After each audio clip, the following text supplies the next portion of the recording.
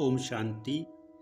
इंसान कितना समझदार है, ये बात अच्छी तरह से जानता है कि नीचे गिरने से चोट लगती है और चोट लगने से दुख होता है।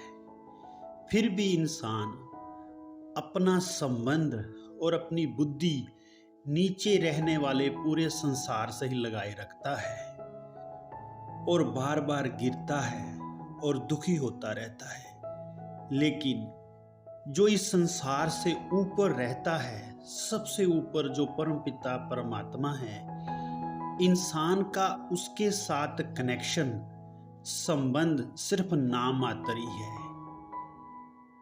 उससे संबंध रखने से, कनेक्शन रखने से परमपिता परमात्मा इंसान को गिरने से बचा सकता है, चोट लगने से बचा सकता है, दुखी होने से बचा सकता है। इंसान ये बात अगर अच्छी तरह से समझ ले और परमपिता परमात्मा को जो ऊपर रहता है उनके साथ अपना बुद्धि का कनेक्शन रखे और उसे याद करे, उससे संबंध रखे, तो इंसान कभी भी गिर नहीं सकता है, चोट इंसान को लग नहीं सकती है और इंसान कभी भी दुखी नहीं हो सकता है। ये बात कोई फिजिकल रूप से नहीं बताई जा रही है, ये तो केवल एक एग्जाम्पल दिया जा रहा है। ये बात सिर्फ हमारे मानसिकता की बात है कि हमारे मन और बुद्धि का संबंध, कनेक्शन ऊपर उस परमपिता परमात्मा के साथ जुड़ा हुआ होना चाहिए। इसका मतलब ये भी नहीं कि हम संसार के सारे कारोबार छोड़ दें, जहाँ संबंध निभाना छोड़ दें, जहाँ संबंधों से रिश्ता तोड़ दे, नहीं, बल्कि संसार में रहते हुए, अपना कारोबार करते हुए, अपने संबंध निभाते हुए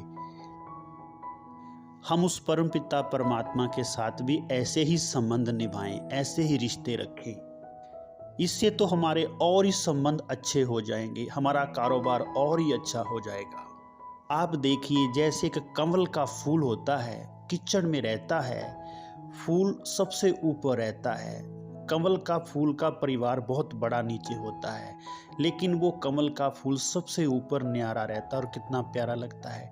ठीक इसी तरह हम संसार में रहें, संबंध निभाएं, कारोबार करें, लेकिन संसार से ऊपर उठकर रहें, अर्थात संसार में रहें लेकिन संसार हमारे अंदर ना रहे। इस प्रकार अगर हम अपने जीवन में चले तो संसार से न्यारे और परमपिता परमात्मा के प्यारे और सर्व के प्यारे हम हो जाएंगे। हमें सदा सुख, शांति, खुशियों की अनुभूति होती रहेगी। हम सदा इस बात का ध्यान रखें, सदा अपने को याद दिलाएं कि मुझ में जो भी विशेषताएं हैं, जो भी खूबियां हैं, सभी प्रभु प्रसाद है।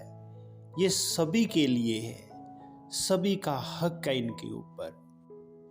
खूबियाँ और विशेषताएं ये कोई शारीरिक बात नहीं है, ये आत्मा के गुण और आत्मा की विशेषताओं की बात है, जो परमात्म देन है, जो सभी को सुख देने के निमित्त है।